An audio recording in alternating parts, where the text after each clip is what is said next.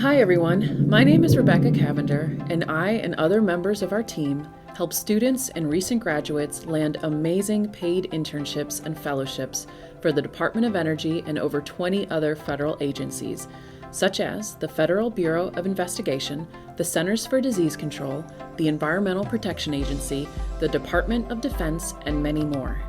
In fact, there are open opportunities right now looking for applicants just like you. All this is possible through the Oak Ridge Institute for Science and Education, ORISE.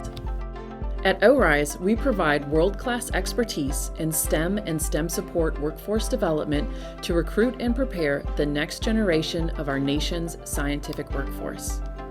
ORISE participants have hands-on access to premier scientific facilities and the opportunity to learn from mentors in multidisciplinary research programs often unavailable at universities or industries. This access to expertise can be a key part to your educational and career experience. Now, I'm here to talk to you about how to have a successful virtual interview. I think most people prefer in-person interviews, but there are times when a virtual interview is the only option. So how do you have a great virtual interview? Most importantly, don't interrupt. And I don't mean with comments or questions. Those are important and have their place in the conversation. But I've hosted plenty of virtual interviews where I was talking about the responsibilities of the job, and the candidate would interject with a yeah or uh-huh.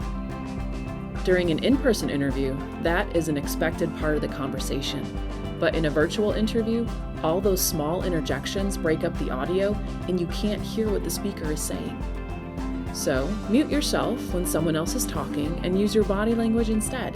Smile, nod your head, laugh, but do that quietly, or use your hands.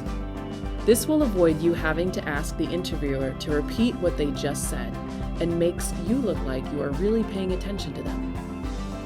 And did you know that you have the advantage when being asked to interview remotely? It's an open book exam.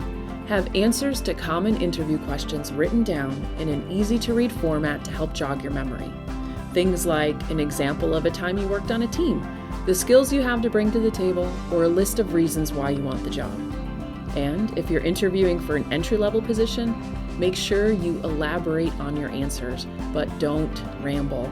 A quick one-sentence answer just can't compare to someone who has a few years' experience on you and can give a more in-depth example. Thanks for watching, and I hope these tips can help you in your next virtual interview.